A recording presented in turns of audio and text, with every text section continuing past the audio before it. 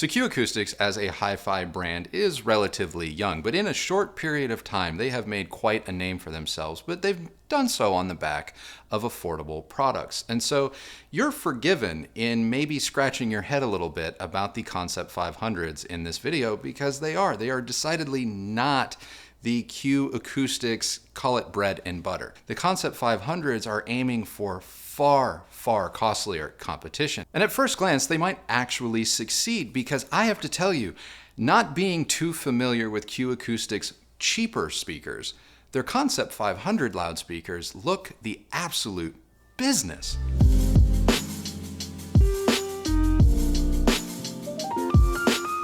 I'll admit, they do look a lot like some other ACOUSTIC designs. Christy will debate this with me, but that's because there's a certain signature style to ACOUSTICS, you know, rounded edges, Diapolito style arrays, things like that.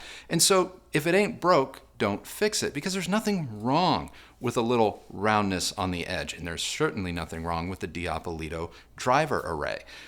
But outside of that, outside of those little similarities, the Concept 500 is an entirely new animal. And let's just start with the finish, because it is like Audi good. The Concept 500 comes in 3 finishes. The ones that you see in this video are the silver ebony finish, and they come with a black ash accent, both of which are finished in a high gloss automotive paint scheme. And arguably, it was the finish and styling of the loudspeaker that attracted Christy to these when she saw them on Instagram. And she's the one that requested them for this review. And I'm really, really glad that she did, because if I'm going to be introduced to a brand like ACOUSTICS for the first time, why not go with these? Now, before we go any further and talk about the Concept 500's performance, you know that we don't do a lot of deep dives into specifications on this channel, but I understand that specs are important to many of you, so here they are.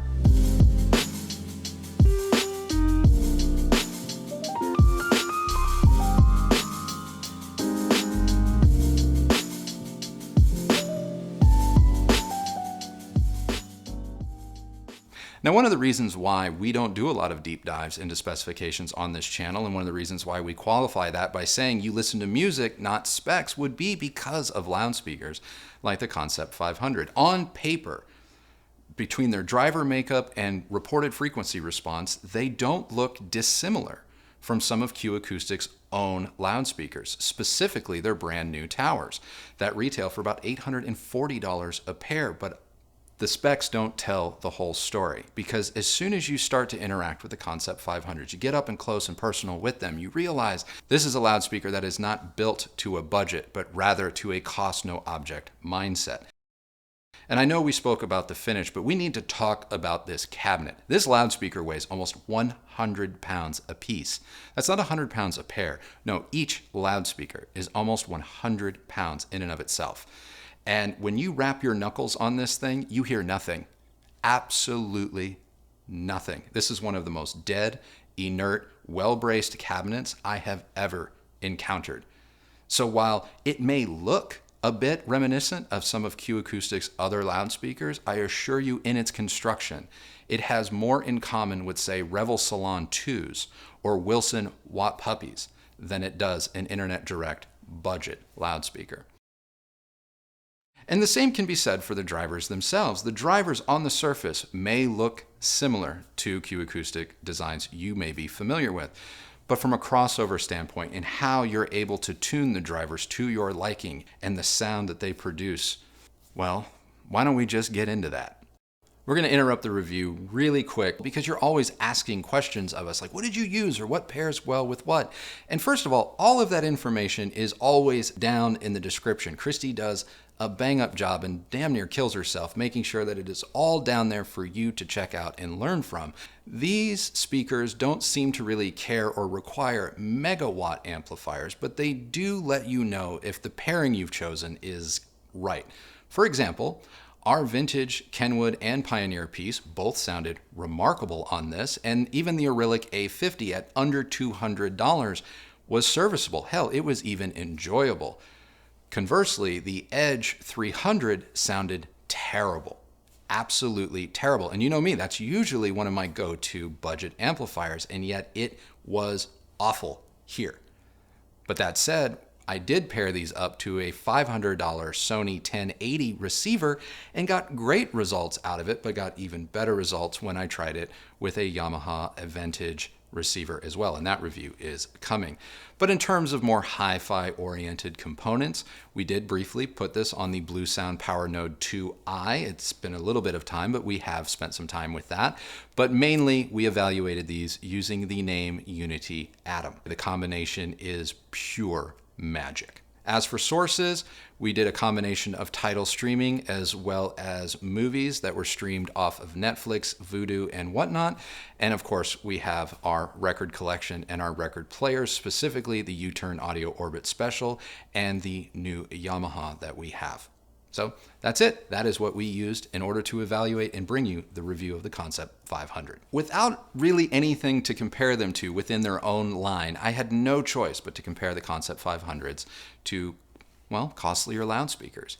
And based on what we have in-house and based on memory, I have to tell you, I do think the Concept 500s are something special. I think they're actually rather remarkable. But let's break it down into the individual pieces. I know earlier we just spoke about the cabinet and the construction and how just incredibly dead it is inside. And that pays dividends in the bass. Because this speaker, despite what you might read on paper, on its specifications, has palpable, real, natural, physical bass. That was a bit surprising because, all intents and purposes, it's a two-way design. Granted, it's a Diapolito array, but it is still a two-way loudspeaker that is ported out of the rear, and yet the bass energy this loudspeaker is able to reproduce is remarkable. In our room, no sub is required. Now, maybe in a larger room, you may reach for a subwoofer, but honestly, in small to medium rooms, I would even say our room is maybe on the medium to large size. The bass that the Concept 500 produces is so rich, so good, and incredibly deep that while it may not be deeper than its specs, it sure as hell feels it. In terms of mid-range, I know that I've been using the term Diapolito Array, or MTM. And what that basically stands for is mid-range, tweeter, mid-range. And it was made popular and perfected, arguably, by Joseph Diapolito. And I am a huge fan of loudspeakers that employ this type of driver array. And the reason I like Diapolito arrays is not only for that coherence from the tweeter to the mid-range, but I just think that it just lends itself to a naturalness when done right. When done right, that is just really, really hard to live without. So this is one of the better examples of a Diapolito style loudspeaker. And as a result, the mid-range out of the Concept 500 is to die for. It's incredibly pleasing, very smooth, but still possesses the requisite articulation, texture, and nuance that you want from a high-end loudspeaker. And if you're a fan of vocals, be it male or female, I think you're really, really going to get a lot out of what Acoustics has done here. A Diapolito or MTM array is not complete without its tweeter, and this tweeter is rather kind of, well, remarkable because it's not esoteric. It's not made of diamonds or unobtainium. It's just a silk dome fabric tweeter. And yet, the way that it is positioned, the way that it is decoupled from the chassis, it is so clear. It is so clear and has such great extension that you would be forgiven in thinking that it is some type of metallic or metal dome tweeter because it does possess that little bit of top-end sheen, but it never becomes offensive when pushed the way a metal or metallic tweeter can. So it enables you to listen at high volumes without fatigue, and it also enables you to listen at high volumes for long periods of time. And that really is the hallmark trait of the Concept 500, is its coherence and its just ease of listenability. You can just put it on. Doesn't matter really what kind of genre of music you're into. I mean, we listen to everything from The Weeknd on up to jazz records, and honestly, there is not one piece of musical material that we pumped through these bad boys that didn't sound amazing. Not just amazing, like bite the back of your hand, oh my God, good. Now, another trait that Acoustics has thought to call attention to with the Concept 500 is its dispersion. And They didn't need to call attention to it. There's no escaping it. The dispersion and the soundstage width on the Concept 500s borders on truly almost 360 degrees. That sucker comes wrapping around you. And if your recording is that type of recording and you know that it has those spatial cues in a stereo mix, you're going to get them and you're going to hear them here. And it is phenomenal. Now, given the way that our room is set up and the way in which I had to position these, I will admit, if I was able to pull them out from the wall just a little bit more, I probably could have experienced slightly better soundstage depth, but the soundstage depth on a whole does not match its width. For such a large tower loudspeaker, these bad boys orally disappear like they were tiny little monitors. I'm serious. The scope and the scale of the performance that these are able to bring to life in the front of your room is just, it's awesome.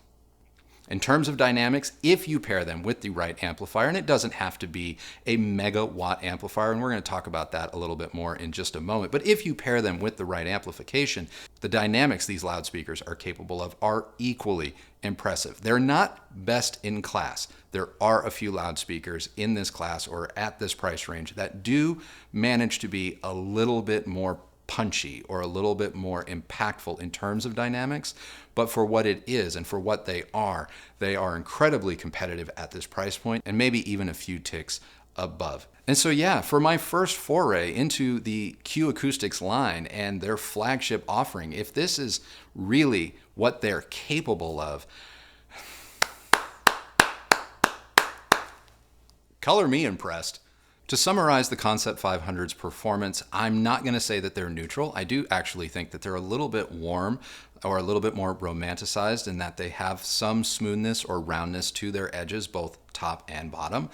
But that lends itself to a certain kind of easy listening. No, they're not vague. No, they're not background loudspeakers. These are loudspeakers that you can get up and jam with, but they're not critical of the source material, and they're not critical necessarily of your associated equipment. It doesn't take much to get the most out of these loudspeakers. It just takes the right thing. And when you get the mixture right, these are loudspeakers that manage to not only justify their asking price, but maybe even challenge loudspeakers that are going to have a harder time justifying theirs now that the Concept 500 exists.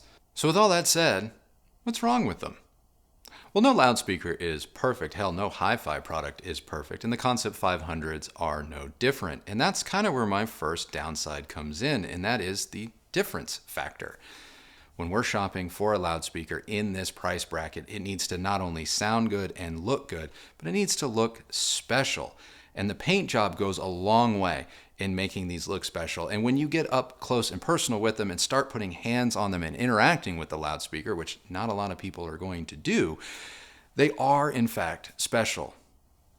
But for the most part, just looking at them, I'm concerned that maybe they are not special enough. As well built as they are, as great as the cabinet is, visually, is it enough? And the last thing that I'm going to call out about the Concept 500's appearance is their magnetic grills. Yes, they do come with magnetic grills. No, we have not shown you these speakers with their magnetic grills on because frankly, they're ugly. They're ugly and they dress this speaker down when they're on. If you want your speaker to look the best, if you want the Concept 500 to be in its best light, I would leave those grills off. Apart from their looks, there are a couple other things that I took note of that I feel you should be aware of. There is an awful lot of bass present with the Concept 500s and a lot of bass energy, and it is not stored inside the cabinet. It is forced out of that rear port. And so if your room loads bass in a weird way or you're unable to pull these things out from the wall, believe it or not, you may not be able to tell from the video B-roll in this review, but our speakers sit a minimum of 18 inches away from the wall. But if you're not able to put that much distance between your front wall and the back of these speakers or more, you may have to resort to using the included port plugs that come with the Concept 500 because there's just so much energy that has to be dissipated, and it's dissipated directly out of the back of these loudspeakers. Another note about the back of the Concept 500 is you have the ability to kind of tune their high frequency response using included bridging straps. But the bridging straps are not installed out of the box. And so if you kind of lose sight of that, it's possible that you could plug these things in, listen to them for the first time, and think that maybe they're a little bit soft or vague. In order to make it into its neutral position, you must put this clip in its place. And if you want a little bit more treble energy, then you can shift it to the plus setting. But yes, out of the box, if you're like, oh, wait a minute, Andrew said the high frequencies were really extended. I'm not hearing that. Look at the back of the speaker and see if you have put the bridging straps in. Because if you don't see any straps, you don't see any U piece of metal sticking out of the back of these loudspeakers, you're actually getting less high frequency information than what these speakers are capable of reproducing.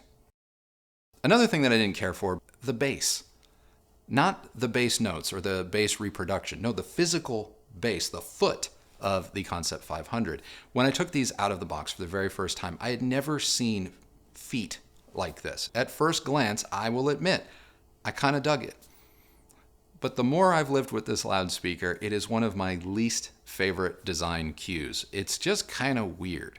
And if you live with a dog, say a husky like we do, that space in the base between the speaker itself and the outer rim of the aluminum base, it just collects everything. Dust, hair, stuff like that. It all just kind of collects in there. It makes it really easy to scoop out, but the fact that you have to scoop it out is kind of bizarre. And I don't know. It's just not for me. And I understand that's an entirely subjective thing, but hey, I didn't care for it.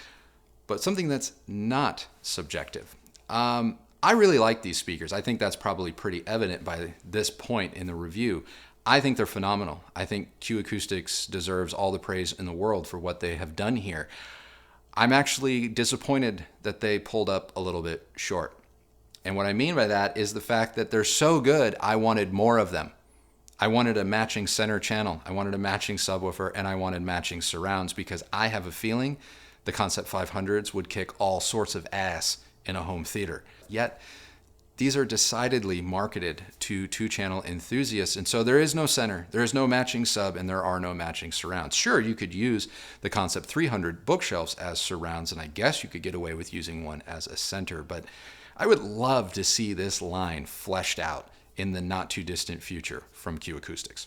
In terms of comparable loudspeakers, I do think that the Concept 500s compete very favorably with costlier brands. And one of the ones that came to mind was Bowers & Wilkins with their 702 and arguably even their 800 series of loudspeakers. I do think that the Concept 500s compete very favorably, if not maybe a little bit better in some respects, to those loudspeakers. Another brand that came to mind, and you could argue it didn't follow Acoustics' lead here, but rather maybe Q has followed theirs, is Paradigm. Paradigm was known for making affordable loudspeakers and has since, in the past few years, decidedly gone up market, specifically with their Persona line of loudspeakers. And the Persona 5F, which is the least expensive of the Persona towers, I gotta tell you, I do think the Concept 500 gets dangerously close to that loudspeaker's performance. I'm not saying they're better, but I definitely think they hold their own against a loudspeaker of that caliber. I don't really know what else to say that's higher praise than that. I do think that Acoustics deserves all the accolades in the world for this loudspeaker. For while it may not be enough of a visual difference for me, I cannot argue the fact that these are well built, well designed, and fantastic sounding loudspeakers. And I am so grateful that they have spent the time in our house that they have, because honestly, I've enjoyed the out of them. So that's it, everybody. That is my review of Acoustics Concept 500 tower loudspeakers. What do you think? Was Acoustics crazy for going up market? Did they abandon their core values?